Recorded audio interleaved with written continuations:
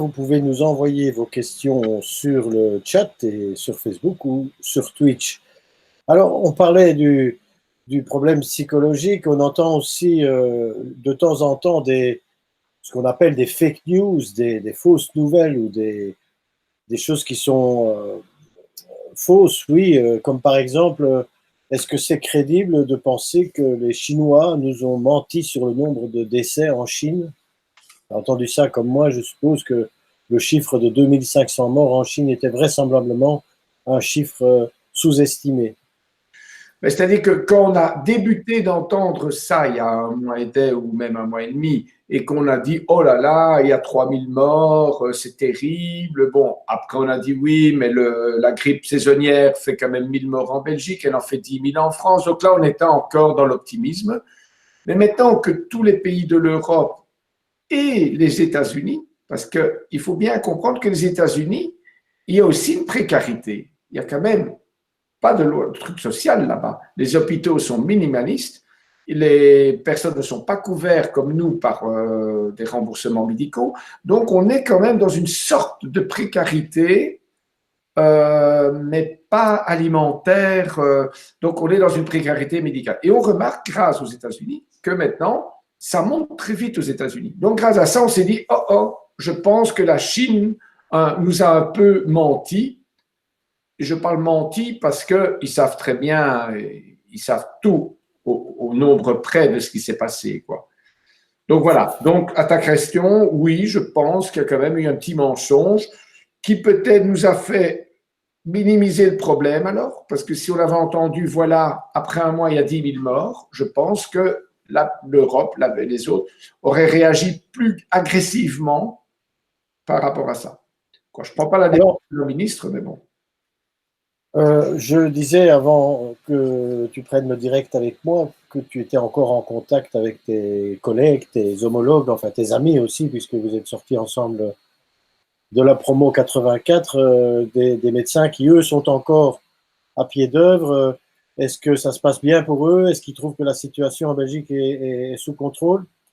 Oui, donc en Belgique, oui, on est sous contrôle. Bon, on est dans un pays je ne sais pas si ça se dit un pays de cocaïne par rapport au nombre d'hôpitaux par habitant. Hein, il faut savoir qu'en tout cas, Bruxelles, bon, je ne dis pas tout ce qui est Wallonie, c'est vrai qu'ils sont moins gâtés, mais tout ce qui est les environs de Bruxelles et la Flandre, on a un nombre d'hôpitaux extraordinairement extraordinaire, quoi. Donc, ce qui fait que pour aujourd'hui, ce qu'on m'a dit, c'est qu'il y avait entre 50 et 60% des lits de réanimation qui sont remplis. Donc, on a encore une belle réserve. Belle réserve qui est d'autant plus optimiste qu'on est en train de dire, tiens, on arrive sur un plateau d'arrivage de gens malades. Donc, on est bon. Et ce que je disais aussi, c'est qu'avant qu'on prenne la communication, c'est qu'à Couvert, il y a 9 cas. C'est mignon. C'est simple, c'est beau, c'est peu. Voilà. Donc ça, c'est chouette. Et alors, pour à propos des amis et tout ça, c'est vrai que les généralistes, pour le moment, vivent ça d'une manière, disons, ils le prennent d'une manière très, très sympathique, dans le sens que, bon, d'abord, c'est quelque chose de nouveau pour eux. Quelque chose de nouveau, c'est que, bon, ils vivent une nouvelle médecine.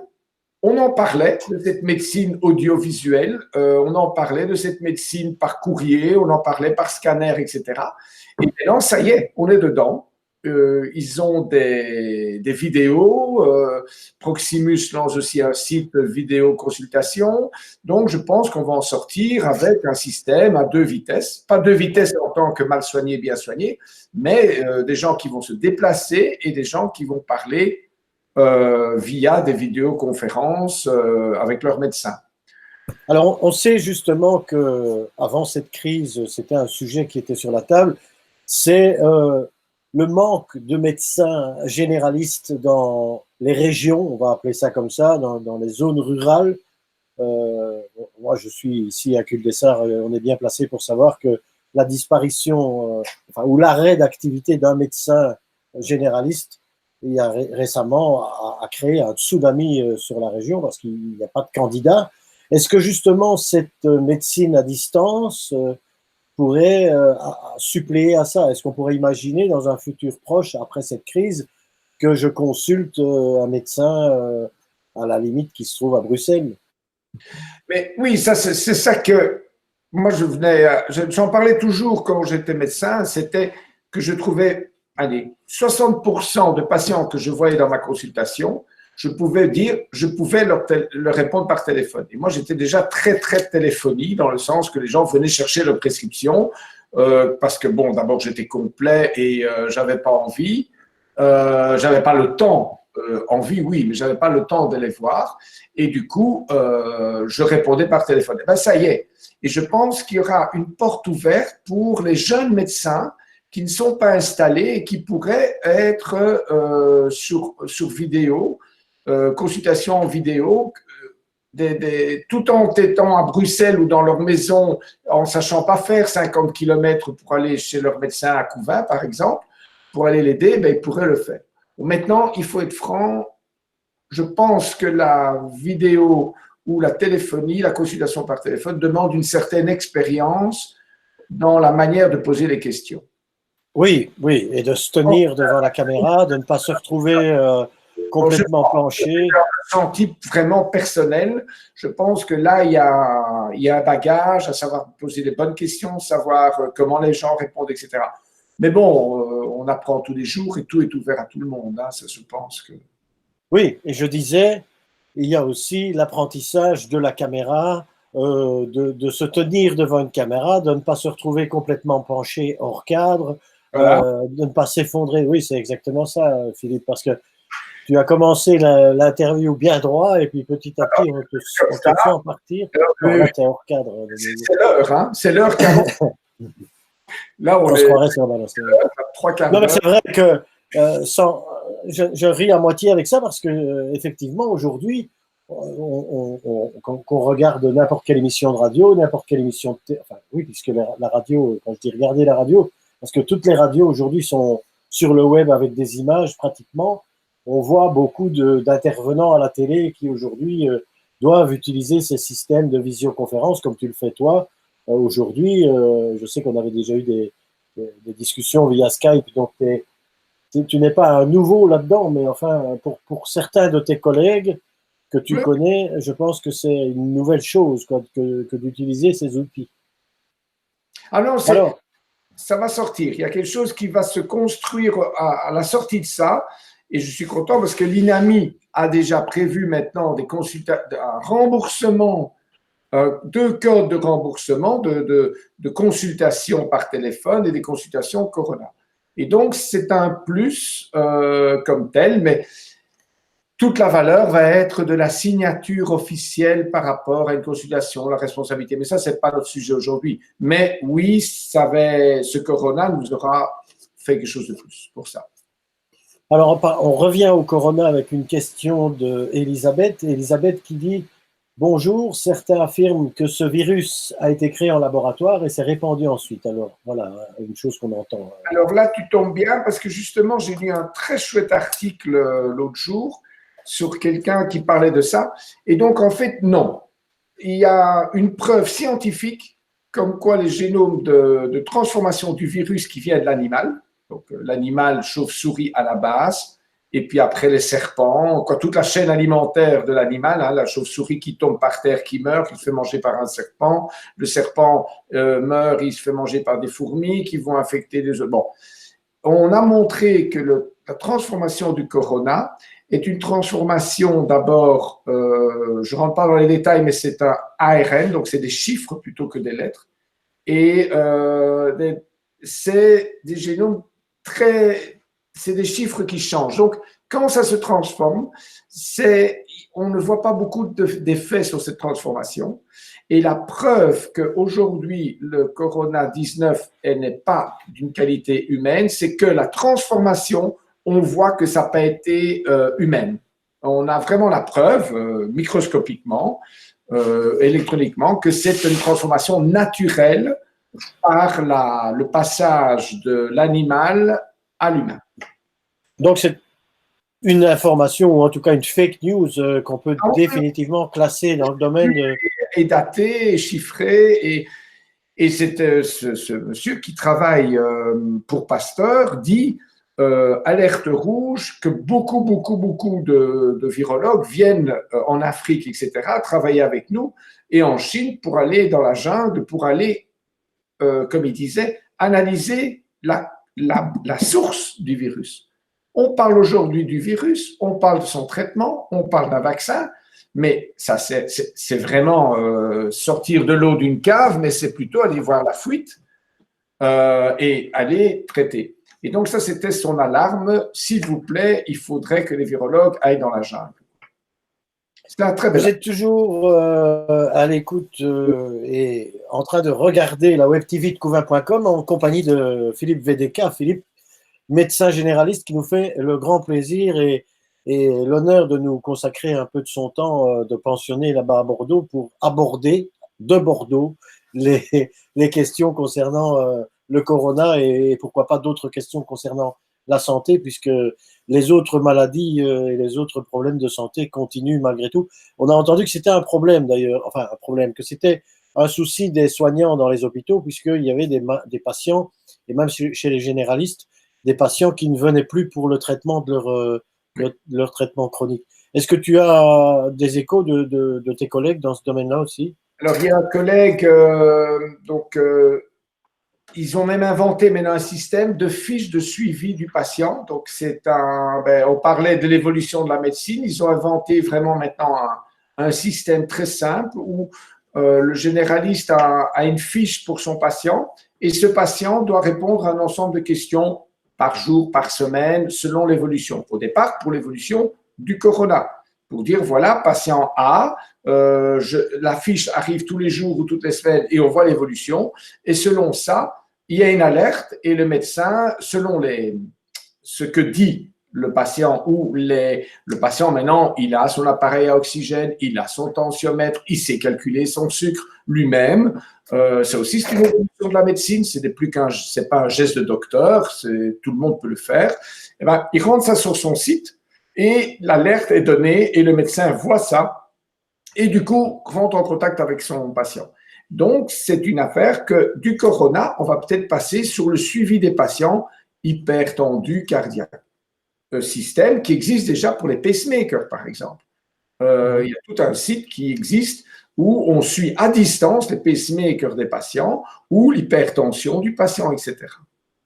On l'entend bien, c'est que le côté verre à moitié plein de cette affaire, ouais, c'est que la médecine généraliste va sans doute sortir avec une évolution dans sa pratique à la sortie de ceci.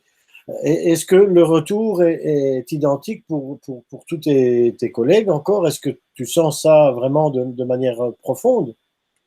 Mais je vais être drôle, hein. C'est-à-dire on est médecin, on est humain. Donc il y a des médecins, et c'est ça qui fait la beauté du médecin, c'est qu'on peut choisir son médecin selon son caractère, et je dirais même l'inverse, on a une clientèle de son caractère.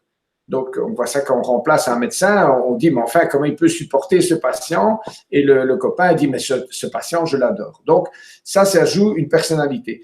Et donc, c'est là-dedans qu'on va évoluer. Mais je pense qu'il y aura toujours des médecins qui aimeront bien voir leur patient. D'abord, en médecine, voir son patient derrière un bureau quand c'est émotionnel, etc. Maladie, oui. Il vient déjà pour la 4e fois pour une angine.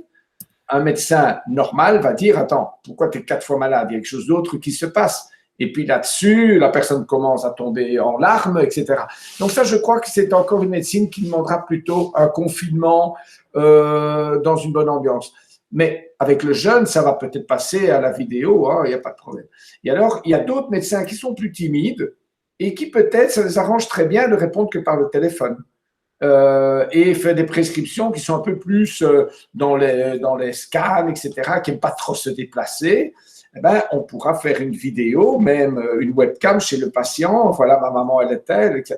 Donc, il y a toute une médecine qui va s'ouvrir par rapport au caractère des médecins et peut-être que ça donnerait une plus grande disponibilité aussi. Oui. Et voilà. Et alors, pour répondre aussi à un petit détail, c'est que à cause du corona, on a remarqué que les gens ne consultaient plus.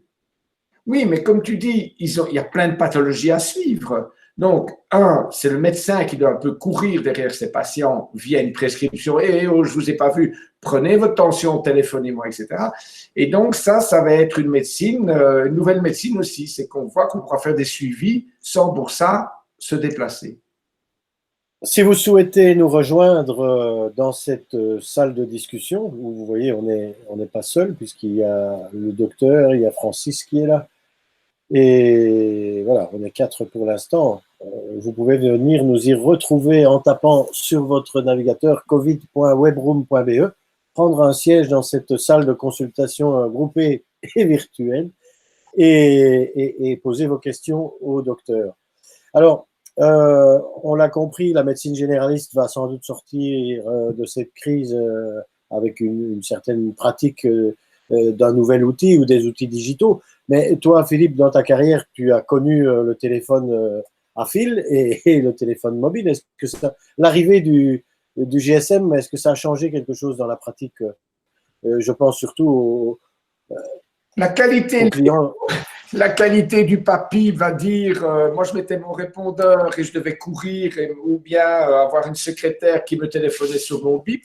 Et puis c'était les cabines téléphoniques et au moins on mettait son répondeur, c'était fini, on n'en parlait plus. C'est vrai que la qualité et le défaut de nouveau, c'est que le GSM, si on le donne aux patients, fait que on est contactable 24 heures sur 24 et c'est vrai que le patient se rend pas beaucoup compte aussi parfois de la vie privée et du coup utilise son GSM comme pour téléphoner à des amis mais ne se rend pas compte qu'on est 9 heures du soir. Donc le GSM a amené un plus parce que par exemple nous quand on faisait nos visites à domicile avant on était derrière notre volant et on allait d'un point à l'autre qui durait 20 minutes pour les Bruxellois, ben, on mettait parfois 20 minutes pour aller faire même pas 4 kilomètres. Et donc, le téléphone nous amenait un plus parce que du coup, on pouvait téléphoner à l'infirmière pour donner, on pouvait téléphoner aux patients pour dire qu'on était en retard. C'est vrai que ce GSM a amené une convivialité dans notre médecine beaucoup plus grande. Et en plus, de plus en plus, on travaille aussi avec des secrétariats. Et grâce au secrétariat, le secrétariat pouvait nous donner en communication sur le GSM et tout.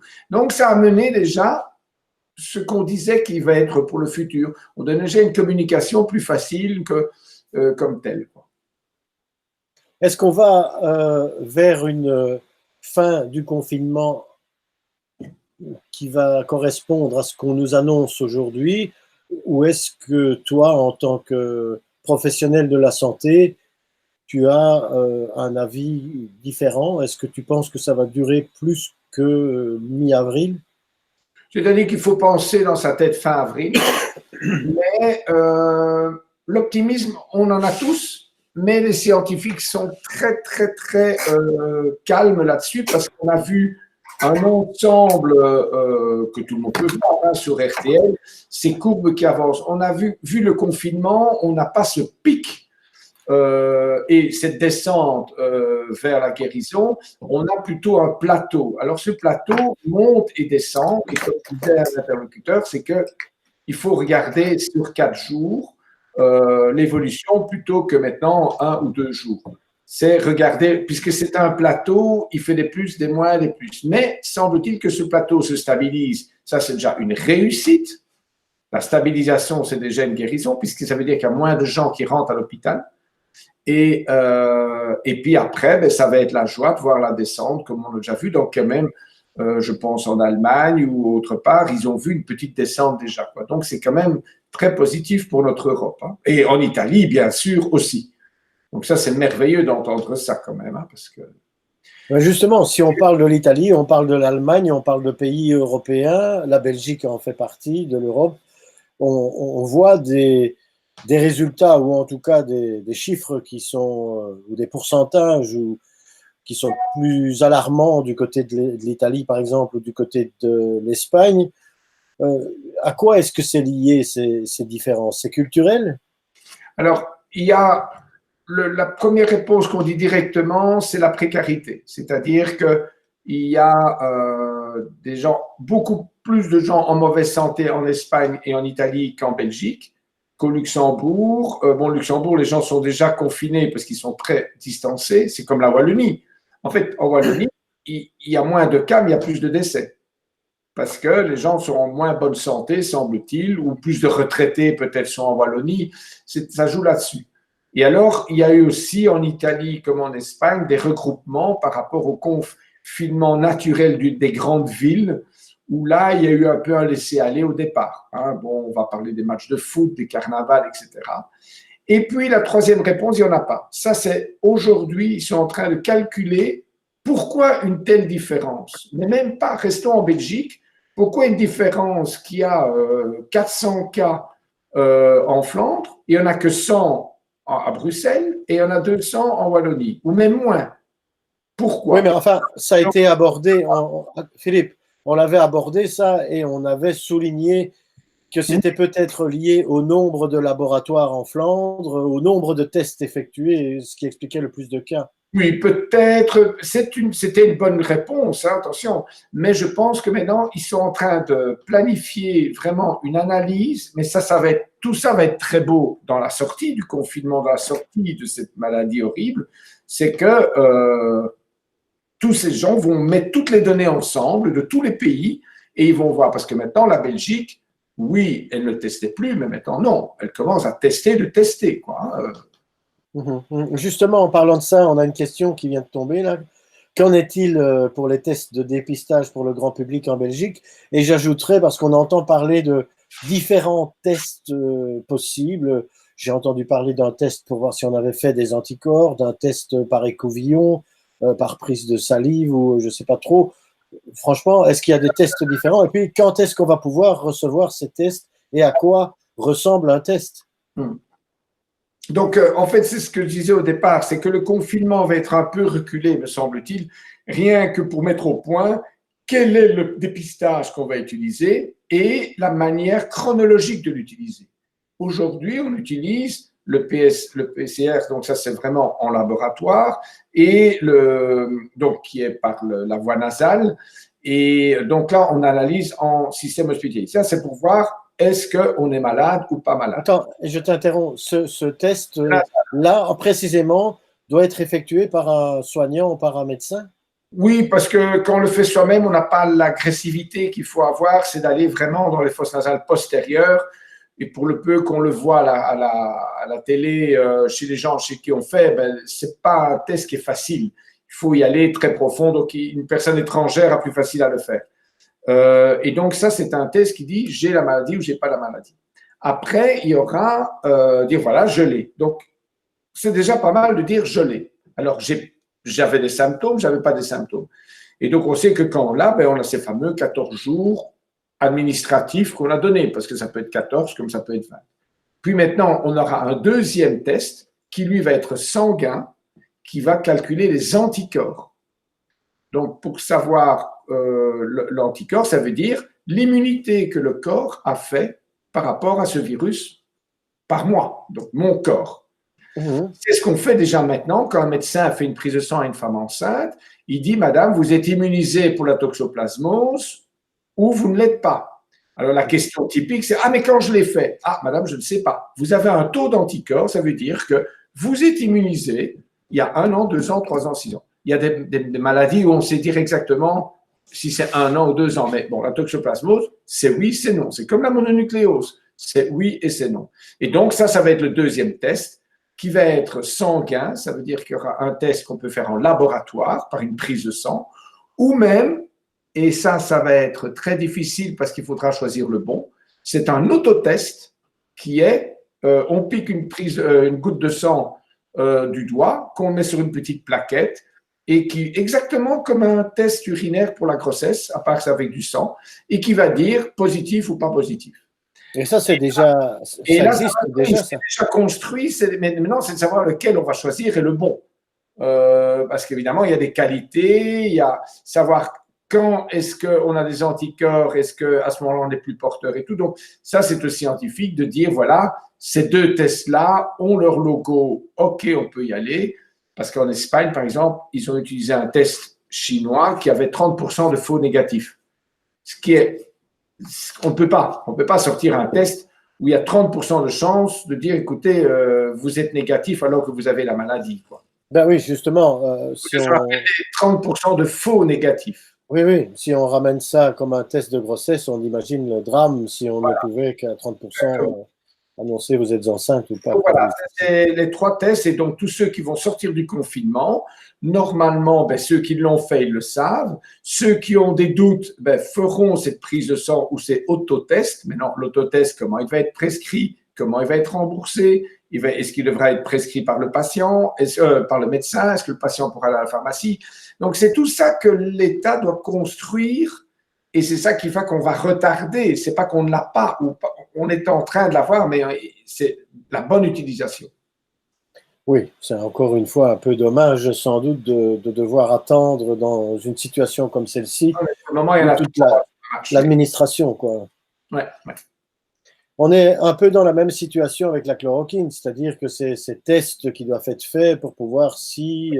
bon, alors, ça bouge tous les jours. Il y a 15 jours d'ici, enfin non, une semaine un peu plus, quand on s'est parlé, tu nous avais révélé que cette chloroquine était, d'après les informations que tu avais, utilisée déjà dans nos hôpitaux, que certains de tes amis t'avaient Oui. confié qu'effectivement on l'utilisait, et non pas comme en France, quand la maladie était vraiment, vraiment, vraiment bien avancée, mais qu'on l'utilisait apparemment à bon escient En pour hôpital. soigner. En hôpital, tout à fait, oui, c'est ça. Est-ce que ça se confirme? Est-ce qu'on a maintenant, au bout de 10 jours, des résultats? Est-ce que tu as des amis qui t'ont dit oui, ça fonctionne?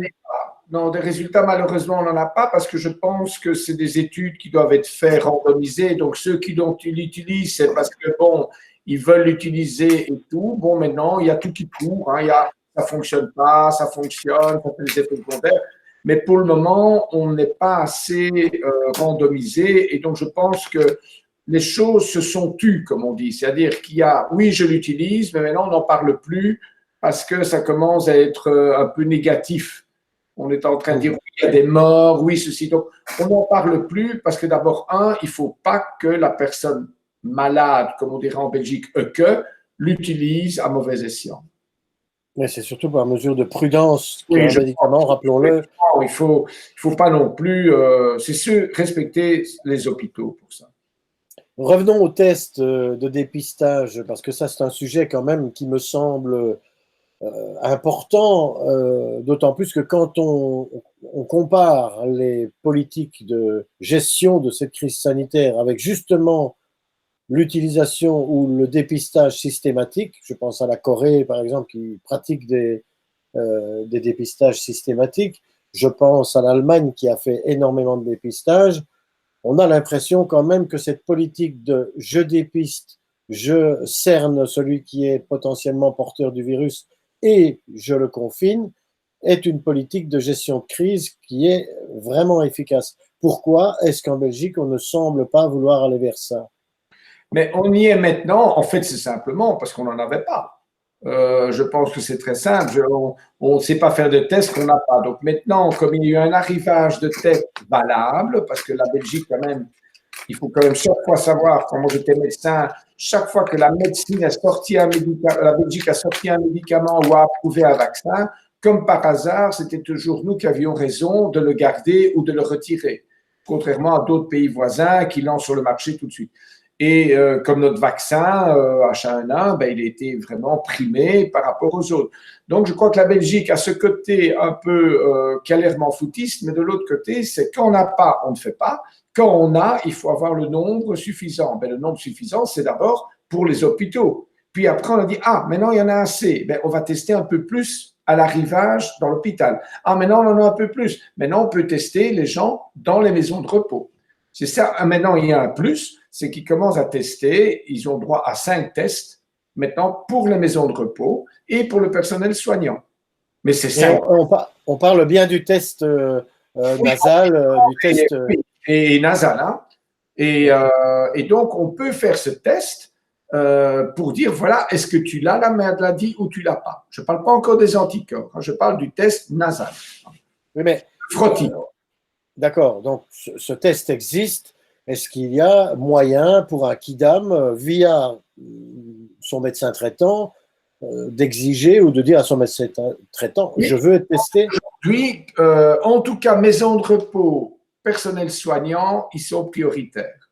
parce qu'on sait assumer le nombre de ce genre de personnes en maison de repos. Pour les parenthèses, en maison de repos, il y a une diminution des décès. Donc, l'arrivage des patients en maison de repos positifs pré-mortem diminue fortement. Donc, ça, c'est déjà positif. Et c'est lié à quoi? Simplement que le confinement a réussi, les médecins ont bien géré ça et ceux qui sont décédés, mais maintenant il y a moins de décès. Donc ça veut dire que les maisons de repos ont très bien géré leur confinement malgré le peu de matériel qu'ils avaient. Parce que là, il y a eu un vrai problème au niveau du matériel des maisons de repos, comme les pompiers, comme les ambulanciers, etc. Ça, c'est un autre sujet. Je pense qu'on en prendra des leçons pour l'avenir. Avenir qui veut dire dans 5 ans, dans 10 ans, dans 15 ans. Hein. C'est faire des stocks pour du au cas où, comme l'armée en fait. Voilà. Oui, tu parles de l'armée. Un test d'anticorps, pour le moment, on n'en parle pas parce qu'il n'a pas encore été primé. Il n'y en a pas encore un ou deux qui ont été sortis du lot. Oui, d'accord.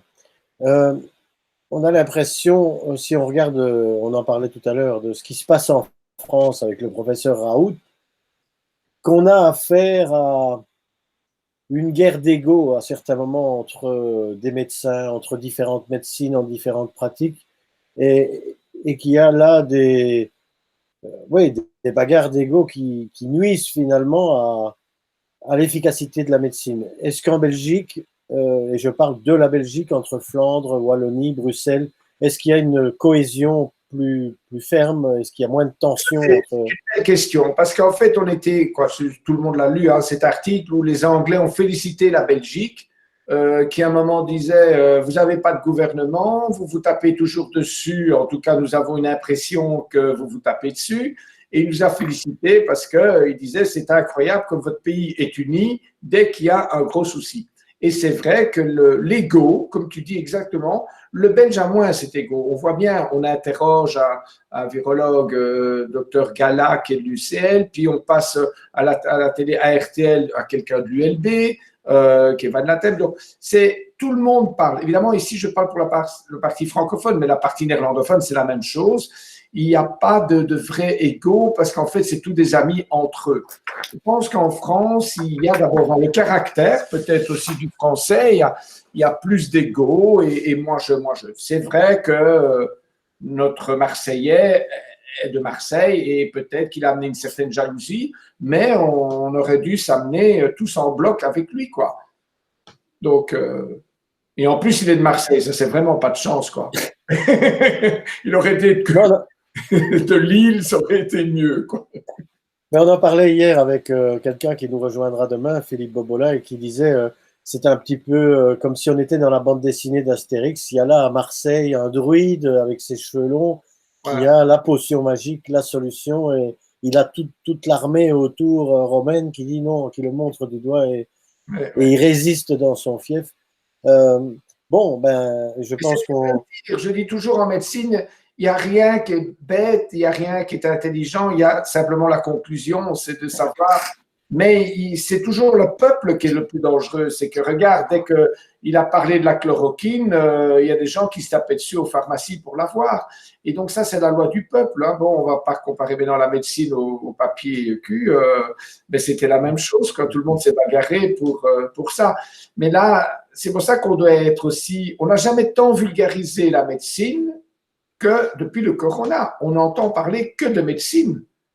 Et après, médecine, il y a une belle chose. Le type qui a fait l'article, je te parlais du virus dans la jungle, là, et pour situer l'endroit de ma conversation, c'est qu'il félicitait enfin aujourd'hui, parce qu'en France, il ne faut pas oublier que les médecins manifestaient contre les administrations qui voyaient que le pognon et on ne voyait plus derrière le médecin, le patient, le remboursement.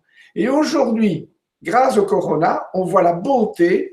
C'est les médecins qui gèrent leur propre, vraiment leur propre hôpital et les administratifs, ils n'ont qu'à suivre. Et on voit toutes les conneries qu'ils font, dans des mauvaises commandes, dans des abus, ils se font filouter et tout. Et donc ça, c'est une chose très belle, c'est que la médecin, maintenant, qui disait « Au secours, attention, nous ne sommes pas assez nombreux, nous n'avons pas de matériel, etc. » Au moment des Gilets jaunes, parlons ça. Eh bien maintenant, ils ont tout raison, quoi. Ça, c'est quelque chose de très beau.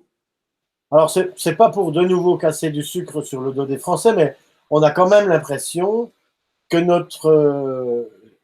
notre infrastructure publique, d'hôpital public et de santé en Belgique, toute proportion gardée, enfin par rapport au territoire, au nombre d'habitants, est un peu plus dotée que ce que la France a actuellement. Mais le français va jamais dire ça, mais disons, je pense pour répondre, oui, on a beaucoup, beaucoup, beaucoup de chance en Belgique et on ne se vend pas bien, c'est tout. Il y a le même traitement dans un pays, dans l'autre, il y en a comme par hasard qui va mieux le vendre puisqu'il sait se vendre.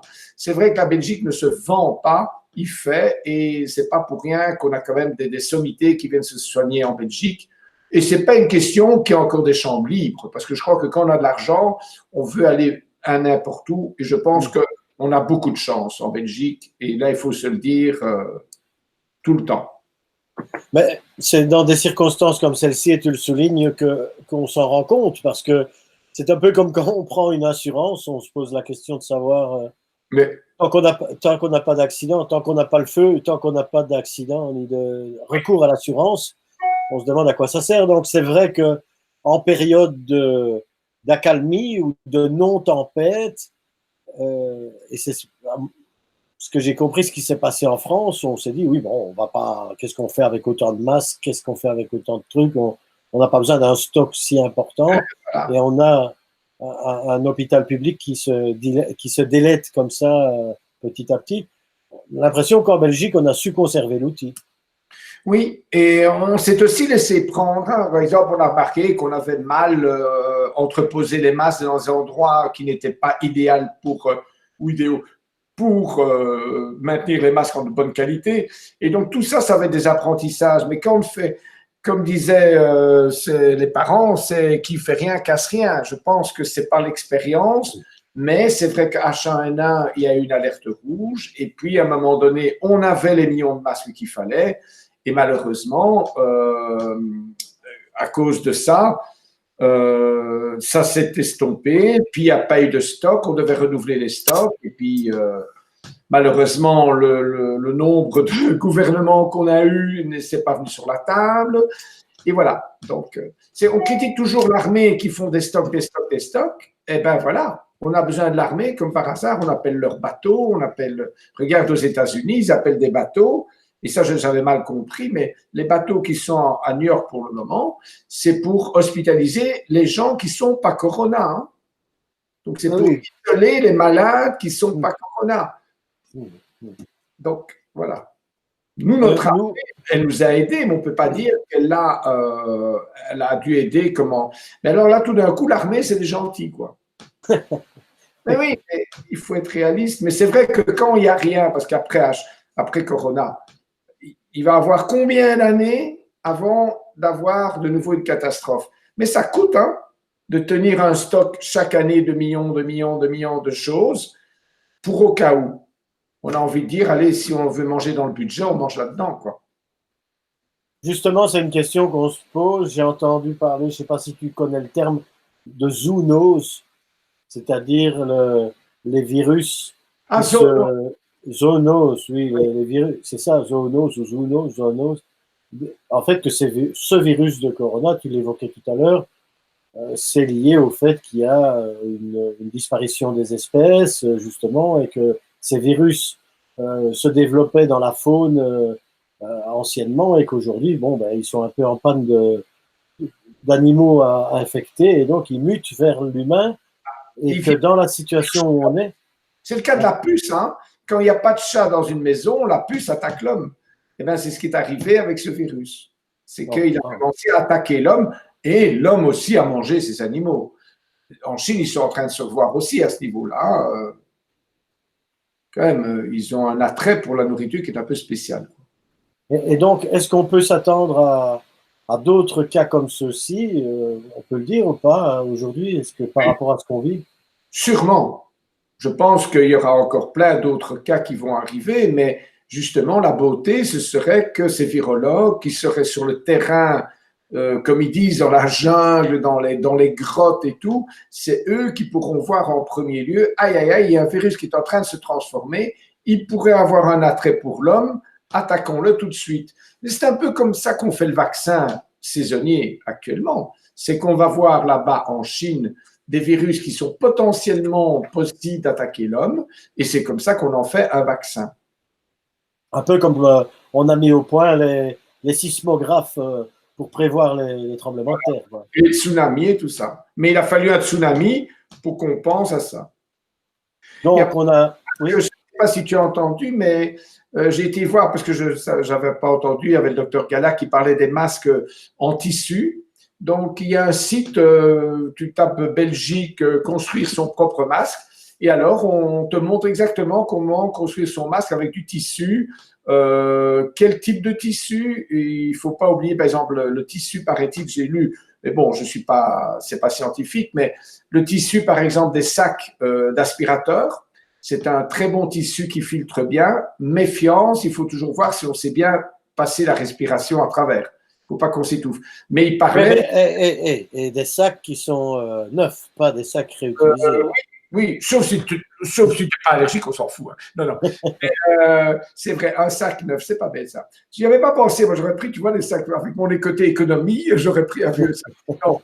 Mais en fait, il parle d'un ensemble de tissus, donc de faire un masque en tissu type Hermès, hein, et à l'intérieur, il y a une poche où on peut mettre un ensemble de couches qui est le mousse d'un aspirateur, un papier, et il disait que c'était même beaucoup plus efficace que le masque chirurgical parce que ça, cet entremets, eh bien, on peut le changer comme on veut, on peut le nettoyer à 65 degrés.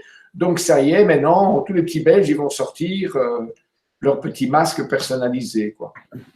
Mais c'est vrai qu'en ces périodes de crise, il y a énormément d'inventivité, de solutions. On a vu aussi des laboratoires ou des startups qui fabriquaient maintenant des masques, oui, avec les imprimantes 3D, oui. des visières, ça y est, je retrouve le terme des visières en plastique. Il y a plein d'innovations en ce moment. C'est vrai que c'est… Oui, qui construisent des valves pour respirateurs. Je ne sais pas si c'est vrai ou pas vrai, mais que je disais des valves d'aspirateurs qui coûtent un pont. Je parle, quand je dis un pont, c'est des milliers d'euros et on savait la faire en 3D pour 1 euro, quoi. Ah. Mais bon, il y a quelqu'un qui a été touché par… Oui. Il y a quelqu'un qui a été touché par ton petit mot sur les puces et qui dit oui, c'est vrai, mais moi, les puces, c'est toujours après moi. Et c'est pas marrant parce qu'elle est devenue allergique aux puces. Donc, est-ce qu'il y a des gens qui attirent plus les puces que d'autres? C'est qu'ils ont moins de chats. Ben, je ne sais pas, c'est parce que parfois on dit que les moustiques, par exemple… Parce qu'il y a les puces de chats, hein, qui eux n'iront sur les chats, et quand le chat est maltraité et qu'ils n'ont plus assez avec le chat ou le chat est mis dehors, ça va sur l'humain. Donc, c'est des puces qui attaquent les jambes. Donc, c'est toujours des piqûres qui se montent, c'est des morsures, même pas des piqûres, des morsures qui se mettent au mollet. D'accord? Mais il ne faut pas oublier qu'il y a les puces de prairie, c'est-à-dire c'est des petites mosquitos qu'on voit sur les plages en Italie, etc., qui existent dans nos prairies au printemps, qui vivent à ras de l'herbe. Et là, c'est pas des puces, c'est vraiment des petites mouches qui piquent, qui mordent, qui s'appellent des mosquitos, je ne sais plus le nom précis, mais ça mime la puce, mais c'est pas d'une puce. Et ça, c'est souvent la campagne qui vont remarquer ça. Est-ce qu'en tant que médecin généraliste, après cette crise, vous iriez jusqu'à conseiller à vos patients de porter un masque en permanence, puisqu'ils ont eu l'habitude de le faire? Est-ce que c'est quelque chose qui devrait, comme les Chinois par exemple, ou les Asiatiques, est-ce que c'est quelque chose que vous conseilleriez dans la vie de tous les jours? Mais en fait, ça c'est, bon, moi qui ai beaucoup voyagé en Asie, etc., on est, et en tant qu'Européens, ou en tout cas dans les continents autres qu'Asie, on est toujours offusqué. En tout cas, on n'a pas un regard positif par rapport à l'Asiatique, quel qu'il soit, qui porte ces masques dès qu'il y a de la pollution, dès que l'air est sale ou pollué. Eux, ils portent, c'est rentré dans leurs mœurs. je suis malade, je porte un masque pour ne pas embêter mon voisin. Il y a de la pollution, je porte un masque pour ne pas m'abîmer moi-même. Mais eux, c'est devenu naturel. Aujourd'hui, on devrait presque faire la même chose, mais dans notre fond intérieur, je suis malade, je dois porter un masque, le petit Belge aura difficile à montrer aux autres qu'il est malade. Et donc, nous, ce n'est pas encore rentré dans nos mœurs. Mais oui, en fait, officiellement, aujourd'hui, parce qu'on a assez de masques et qu'on sait en fournir, tout le monde devrait porter un masque. Et c'était ça, je reviens à ta conversation au début. Pourquoi on n'a pas fait ça? Parce qu'au début, on n'en avait que 100. Il fallait le donner qu'aux gens de réanimation. Puis on en avait 1000. Ah, alors on peut le donner au personnel soignant dans les cas graves. Ah, maintenant on en a 10 000. Ah, on peut le donner à tout le monde. Et donc, si maintenant on en a 1 million, on pourrait assumer la population. Mais ça ne nous suffirait pas. C'est pour ça qu'on a dit, oui, porter le plus possible des masques, contrairement à ce qu'on disait au début, mais c'est parce qu'on n'avait pas de stock. Et maintenant, on dit oui, le masque, parce que on a remarqué que c'était la meilleure manière de pas. C'est une sorte de confinement dans la rue, quoi. Et alors, on entend aussi, oui. Excuse-moi. Mais donc, pour le futur, oui, on peut peut-être voir que maintenant, ces gens qui ont porté des masques vont dire tiens, je tousse, eh ben, je porte mon masque. Mais il y a toujours la connotation ah, c'est qu'il est malade. Oui, justement, on a entendu des choses un peu dures concernant notamment des aides-soignantes qui se font insulter, qui se font crever les pneus de la voiture. On est dans une situation, alors que franchement, ça ne se justifie pas. Mais ça, c'est la loi humaine. Hein.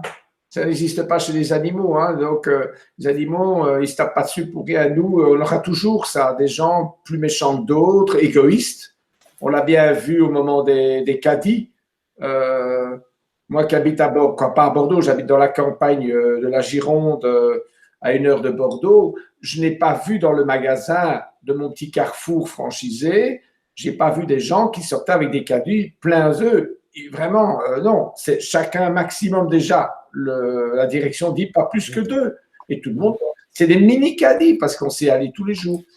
Mais ça, il y en aura toujours dans la vie. Hein. Il y aura toujours un qui dépassera la nuit à du 180 km/h alors qu'on ne peut pas rouler plus, qui profite de voler. Ouais, non, ça, c'est malheureux.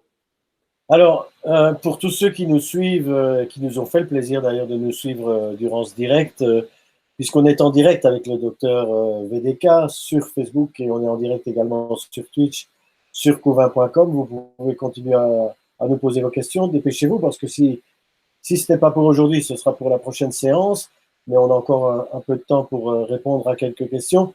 Moi, je voulais vous demander je voulais te demander, Philippe, de jouer le jeu avec moi comme si j'étais un patient aujourd'hui qui est légèrement enrhumé, qui vient te voir, ou en tout cas qui t'appelle, puisqu'on ne peut pas consulter son généraliste, et qui te dit « je suis inquiet ». Franchement, je suis inquiet, docteur, parce que j'ai le nez qui coule, j'ai un peu voilà, qu'est-ce que je dois faire? Comment est-ce que tu rassurerais ton patient? Qu'est-ce que le mot rassurer, disons que c'est de savoir oui ou non. Donc la première question, c'est est-ce que c'est une question qui en pose plusieurs.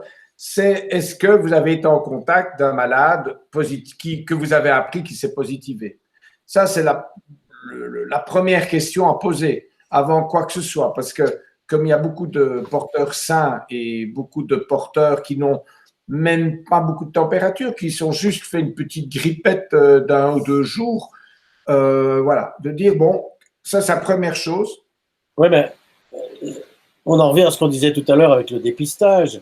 À partir du moment où il y a des personnes qui font, je ne sais pas si on dit qui font le corona, mais qui attrapent le corona et qui passent au travers sans s'en rendre compte pratiquement, peut-être est-ce que moi-même j'ai été en contact avec quelqu'un qui a fait la maladie, mais sans le savoir. Ben c'est cela qu'on va maintenant faire à la sortie du confinement. Donc, on va commencer à tester presque tout le monde par rapport à qui a fait ses anticorps et ça servira même pour à qui on fera le vaccin. Parce que si donc la première question que le généraliste va poser à son patient, c'est avez-vous été en contact avec quelqu'un qui a fait… Comment c'est la manière de fonctionner. Donc, ça aide déjà énormément. C'est, ah oui, mon cousin a été malade. Bon, ben alors, à ce moment-là, c'est se dire, zut, il a des symptômes, même s'il n'a pas de diarrhée, même s'il n'a pas une perte de goût ou une perte d'odorat, même s'il n'a pas de tout, mais qu'il n'a que de la température et qu'il ait été en contact avec quelqu'un qui est prouvé positif, on va lui dire, monsieur, restez chez vous. Pourquoi? Parce qu'il a d'autres symptômes. Le coronavirus, ou en tout cas faire le corona, ça a la même durée en termes d'incubation, de période de maladie, de période de récupération qu'une grippe normale? La grippe normale, oui, disons, on peut se dire la même chose. Disons, c'est vrai que le virus donc il y a toujours cette fameuse latence avant d'être malade, c'est-à-dire pendant 3-4 jours, on est porteur du virus, donc on est contagieux, mais on n'est pas malade. Puis on devient malade, ça dure une grippe vraie, disons saisonnière, c'est plus ou moins une vraie semaine. On est malade 2-3 jours, on fait la maladie, puis ça met 3 jours vrais, mais la vraie grippe saisonnière, c'est 39-38 de température, attention. Hein. Et après, on récupère. Donc ça, c'est la semaine. Donc au total, c'est toujours, pour la saisonnière, c'est 10 jours. Ici, on dit 14 jours à 20 jours maximum. Parce qu'elle est beaucoup plus inflammatoire, en fait. Et donc, elle touche beaucoup plus. Donc, les gros symptômes, c'est contact ou pas contact, la température, ça c'est quand même très important, ou l'état grippal, donc mal partout dans les muscles. Et puis après, les symptômes, c'est la toux, qui est quand même très inflammatoire, donc c'est très rare que les gens ne toussent pas. Et après, c'est tous les symptômes, mais qui ne sont pas si bénins que ça. C'est on oublie ce dont tu nous avais parlé, la perte de goût aussi. Voilà. Donc maintenant, il y a un symptôme qui vient s'ajouter à tout le monde, c'est une toux, oui, un essoufflement, puisque c'est très inflammatoire, ce qu'on n'a pas dans une grippe normale. Et maintenant, on a le côté digestif, donc inflammatoire toujours, hein, c'est la diarrhée, et on n'est pas bien là-dedans, c'est perte de goût et perte d'odorat, qui semble-t-il se récupère, mais parfois met 10 jours à récupérer. Donc, ah oui, donc on est quand même sur une… Ah oui, après, il faut compter 10 jours vraiment où les gens récupèrent tout doucement, ils sont cassés. Hein. Est-ce qu'on a un état de fatigue après où il faut récupérer ou… Comme si on a fait les 40 km de Bruxelles et qu'on n'a pas été entraîné. C'est-à-dire que moi, j'utilise toujours la même, je n'ai jamais été, heureusement pour moi, mais c'est comme, j'ai dit toujours à mes patients, c'est comme si on avait été dans un micro-ondes.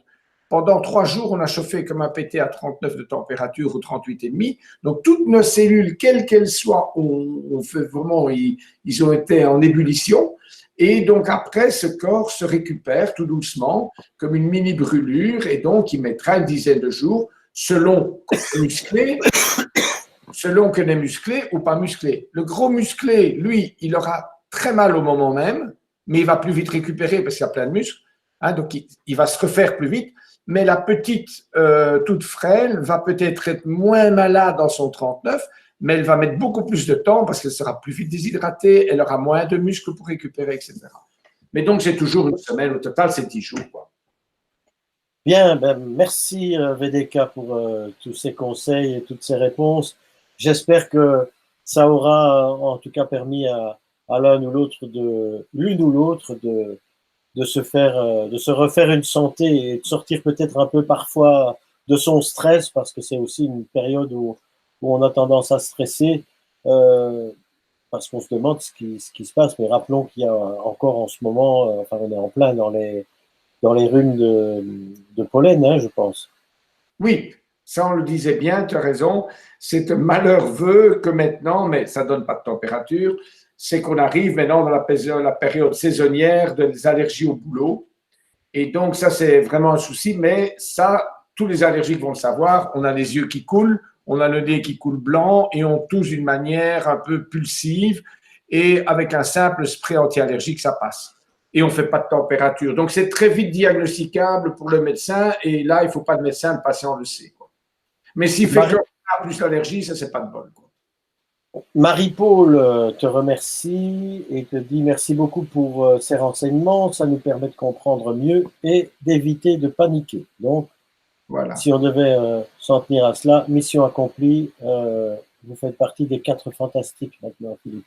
Mais, ce qu'il faudrait aussi dire, tu parlais du côté psychologique et je suis mon propre conseil, c'est que s'il vous plaît, peut-être allumer votre télévision ou votre ordinateur, la partie Corona, peut-être maximum une demi-heure ou tous les 2 jours ou même tous les 3 jours. Parce que même moi, personnellement, bon, c'est peut-être à cause de ton émission, quoi, parce que je suis comme ça, c'est pas parce que ma médecine a toujours été un hobby, donc j'adore regarder.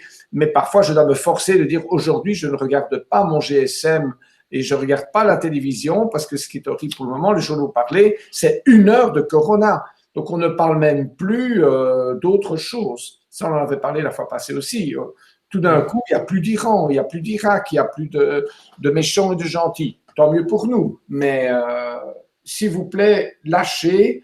Regardez les petites choses qui vous font rire. Comme je disais avant que l'émission s'ouvre, le type qui se déguisait en forme de haie pour aller se balader dans les parcs, et il se baladait, et quand il voyait quelqu'un, il se mettait…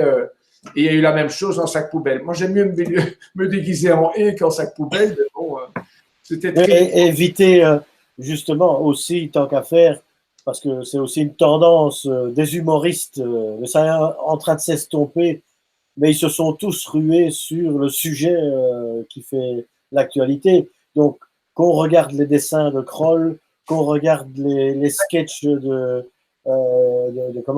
youtubeurs, tout tourne autour du corona, qu'on rit, qu'on pleure, qu'on soit sérieux. C'est vrai que c'est une misère. Et on n'a pas encore. On va faire une bande dessinée. Un que je n'ai pas encore vu, c'est le chat. Ah oui, c'est vrai. Gueuluc va sans doute se farcir. Il va sûrement nous entendre. J'espère qu'il évitera de parler. Celui qui arriverait aujourd'hui à faire une chronique à la radio ou à parler une demi-heure à la radio dans une interview, que ce soit un chanteur, un chroniqueur, un politicien, sans prononcer le mot corona ou virus, devrait recevoir une médaille. Exactement. Et ça, je pousse, on parle du côté psychologique, il faut le faire. Et je te jure, j'ai commencé hier, je te jure, j'ai eu très dur de ne pas regarder le journal parler, quoi. Mais c'est horrible, hein, c'est horrible, parce que rien que les blagues, ils font… Bon, maintenant, les blagues, c'est vrai qu'il y en a de très, très, très bonnes. Mais moi, ce que j'admire, quand tu vas me dire, on est en train de… Voilà, c'est bien, on parle d'autre chose. C'est l'humour qu'ont les autorités, comme les flics à Bruxelles qui passaient la chanson de Claude François, ou les flics, je ne sais plus dans quelle petite île en Espagne, qui s'arrêtent, qui sortent leur guitare, et au lieu de marquer les sirènes pour dire restez chez vous, ils ont commencé à 5 à chanter avec une guitare, quoi. Eh ben ça, je trouve génial. Ou un autre qui faisait une sirène, en fait, qui était plutôt une chanson qu'une sirène. Et donc ça, je trouve que c'est la beauté aussi de cette autorité qui doit jouer le jeu, parce qu'entre nous, ils ont aussi peur que nous. Mais c'est leur métier. Donc ça, je trouve très sympa de voir. Voilà. Eh bien, Philippe, tu as également les remerciements de Marie-Jeanne Cuvelier. Ah, Marie-Jeanne, comment vas-tu? Non, non. C'est vraiment bien. Enfin, merci pour les explications, elle te dit, hein, parce que je pense que franchement, mais tu l'as dit, tu veux adopter un ton qui n'est pas un ton scientifique et qui parle au plus grand nombre, et c'est ce que tu fais. Encore merci, un tout grand merci pour cette rencontre aujourd'hui.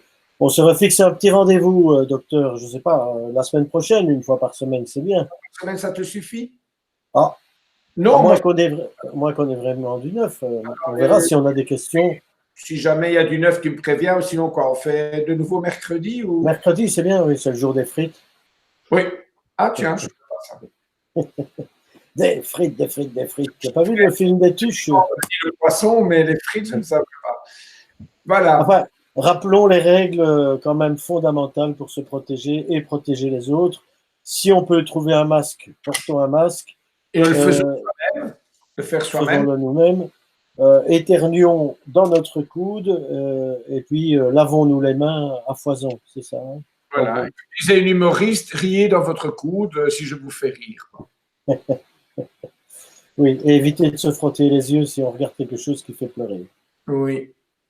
Oui, ça commence pas ton côté triste, hein, parce que tu vas faire un nouveau Calimero.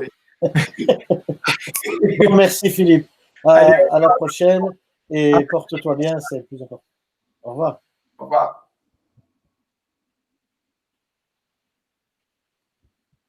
Le temps va pas. Hein. Non, non, je suis là. Le temps va pas. Oh, t'es bien. Juste pour info, je suis là aussi, donc il n'y a pas de souci. Ah, bonjour, bonjour. Attends. Là, tu Je m'entends suis là là? depuis le début, c'est Francis. Je trouve te plaindre, mais t'as pas parlé une fois là. De J'ai quoi? parlé avant, mais je vous écoutais religieusement. Oh, t'es mignon comme toi en tout cas. Et c'est qui Marcel? C'est moi. Ah, c'est toi? Christophe et Marcel, c'est les mêmes? Ça allait, Francis? Oui, très bien, super. Bon, je me suis un peu amusé là. Je suis un peu plus humoriste, hein? Oui, bah, il faut commencer à dédramatiser et tout ça, parce que c'est vrai, tu as raison, hein, Philippe. Si tu vas aux toilettes, éteins ta caméra. Hein? Oui, je sais. Je vais m'intoxiquer un peu. Non, je pense que ça fait son job. Et puis, tu as été voir, Philippe, sur la page covid.webroom.be, j'ai remis les vidéos précédentes. Le problème, c'est que comme on n'est pas tous les jours, je pense que les gens oublient aussi. Mais bon, si on fait tous les jours, on n'aura rien à dire. Hein. Non, mais c'est pas vrai, hein, parce je republie, on republie les trucs, on envoie des avis sur le mur. Donc, non, ça, les gens, ils suivent. De toute façon, c'est un peu à la volée. Hein, quand tu décides de faire un truc là, les gens, ils reçoivent l'alerte, ils sont là. On est quand même il fait bon. Hein. Ah, on t'a perdu, Christophe. On a perdu, je ne sais pas. Pourquoi? Attends. La cigarette, tu vois. Non, mais je vais regarder si j'ai. La cigarette perdue, c'est toujours comme ça. Non, mais c'est de nouveau. Je suis sur. Ça ne m'étonne pas que ça déconne alors. Merde. J'ai allumé ma caméra, comme ça vous avez autre chose qu'un sigle à regarder. Mais oui, mais j'ai fait. C'est pour ça que le direct n'allait pas à moitié. Ah, bonjour. Oh merde. Il s'était reconnecté sur le réseau, cette histoire. Ben oui, mais j'espère que. Et toi, Francis, c'est toi qui as publié cet article que tu me disais, grâce au docteur VDK, je suis retourné au travail. C'était toi? Tu m'as envoyé par mail un truc, voilà. Non, c'est moi qui t'ai dit. Non, c'est moi, maintenant que tu me dis ça. Je t'ai dit, on fait référence à nos capsules dans un article de presse. Donc, le journaliste disait, comme l'a dit, je ne sais plus, il faisait référence à un truc que tu avais dit dans une. Donc, parce que je savais pas que tu allais le prendre, en fait. Il faisait référence à ce que tu avais dit, quoi. Voilà. Mais écoute, c'est sympa. La seule chose, c'est qu'il faudrait peut-être deux jours avant plus en parler pour que les gens soient plus nombreux pour les questions, parce que parfois les questions, c'est des choses à quoi on ne pense pas. Hein. Oui, en même temps. Voilà. Non, mais toi, tu as très bien posé les questions, hein, Christophe. Tu as. Ben oui, moi j'aimerais bien pouvoir faire la régie et avoir quelqu'un qui pose des questions, parce que faire les deux, c'est compliqué. Mais c'est en même temps regarder à ce qui se passe, regarder à la caméra, regarder à ce qu'on met comme image pour avoir quand même quelque chose qui soit sympathique pour les gens qui regardent. Et oui, mais c'est bien. Donc voilà. Bon, eh bien, on se tient au jus. De toute façon, on s'appelle. Ok, donc tu me dis, donc on retient mercredi, hein. Ça va? Ça va. Allez. Salut, Philippe. Salut. Au revoir. Ciao. Au revoir, docteur. Merci beaucoup. Merci de rien dit. Au revoir. Au revoir.